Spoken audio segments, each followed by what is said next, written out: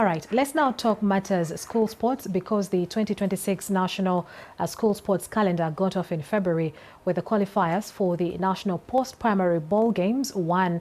Now, the qualifiers played in all the districts saw the best team compete for national slots through the zonal and regional qualifiers that ended this week. Now, to take us through the next stage of the games in the Uganda Secondary School Sports Association, Director of Marketing and Communications, Bosco Omaria. Good evening to you, Mr. Maria, and thank you for joining us. Good evening. I'm glad to be here. I'm glad to be on NTV. Well, for the benefit of the viewer and for those that may not understand this kind of games, what is a ball game 1 and why does it go by that name? Well, ball games 1, initially it was a few sports disciplines that were being played in schools, but eventually games went on growing because the school sports started with only just football, then netball, then athletics, then eventually other sports disciplines started coming on board, saying we also want to be part of the school sports calendar. And then because the school calendar itself, education calendar, is very small, like 3 months in a term, you could not spread these sports disciplines like every week. I mean, you have over 50 sports federations in the country. So imagine every sport has its own weekend. So literally students wouldn't be going to school just because of the sports. So the idea came up and then the institution decided to put the games in 2 ball games categorization. So we have ball games 1, which normally happen in first term, holidays. That, like for example, this year and every year we have up to 7 sports disciplines that make up ball games 1. Okay. The lead there is football, football girls. That attracts up to 64 girls teams. The other teams come with, schools come up to 48 and 24, 32 to make the ball games 1 championship. And in that regard, we have football, we have basketball, that's 5x5, we have badminton, we have table tennis, we have tennis, we have hockey and rugby 15s. That's ball games 1. In the same window, when we're playing ball games 1, we're playing also the under 20 football, under 20 football boys championship, which is to be called the post primaries. But today we're talking about the ball game 1s, and where will this year's ball game 1 be hosted? This year's edition will be hosted by Seroma Christian High School, Mukono district, which also happens to be a zone in our fragmentation of the country, the administrative structure of the country. Will be hosted by Mukono Seroma Christian High School. Yes. And so how many teams or schools are participating in this edition? In this edition, as I said, up to 64 schools. Girls schools will be coming. Because there are 64 teams and no school can bring more than 1. That's already 64. Now plus when you add up the rest of them, will be up to around 180 school teams for boys and then up to 200 something for the girls. So we're looking at up to 400 school teams that will be in Mukono.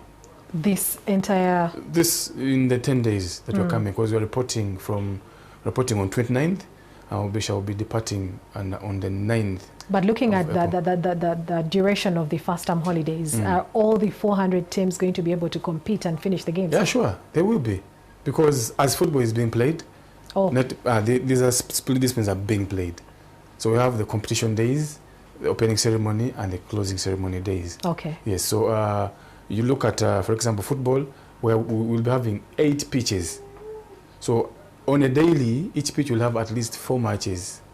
So 4 times 8, that's 32 matches per day. That's only football. And then you realize we also have, the school is going to be co-hosting with Namilango College and also UCU will use some of its facilities. The basketball will be there, the hockey and the rest of the games. So they'll be played at the same time. So there's nothing like wait for this one to get finished. And so for the team that will emerge winner, or for the teams, is it one team that emerges winner? In every discipline. Yes. So for the teams that will emerge as winners, what is next for them? What's next for them is, first of all, use this championship, all these our national games as qualifiers for the East African Games. So after the national games, remember the procedure goes like from districts, we play the zones, which are 19 zones. Then from the zones, we go for nationals. Now, the nationals, whoever qualifies, like wins, and the second person, the teams qualify for East African Games. This year, the games will be hosted in Morogoro, Tanzania, and that's always in August. Okay. Yes. And so as we wrap up this conversation, there is a trend that has been noticed in these particular sport games, that is chaos that tends to erupt. One incident that was highlighted in Arua, we even saw tear gas being involved in this. So what are you doing as the association to ensure that such things or such incidents do not repeat? What we're doing is first of all, you have to understand what is the genesis, what causes this kind of chaos. For example, sometimes we used to have, even up now, sometimes we have games teachers who bring in non-bona fide athletes. You know, non-bona fide means they are not students, or they are students, but they are beyond the age category, because we play under 20 games in secondary schools, from 17 to 20, then from 15 to 17, like that. So you find that some teams used to field these non-eligible players, non-bona fide players. So someone goes to the village, gets someone who is good in football or in another game, then they say, you go and play for us because you're in the same size and the rest of them. So when these villagers or people around the spectators realize someone is not supposed to, yes, and then this team goes on to win.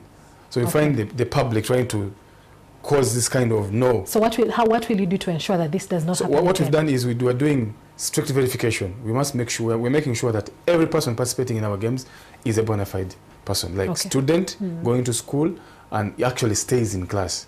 The other thing we're doing is we're doing serious sanctions. Any school that does not control, for example, its community, we are sanctioning the officials and the school itself to ensure the games are smooth. Thank you, Bosco Omaria, the Head of Marketing and Communications at the Uganda Secondary School Sports Association, for speaking to us, Matters Sport.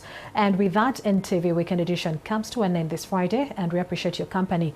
I'm Mildred Pedun, together with Isaac Luchamzi on Sign Language. Have yourself a fantastic night.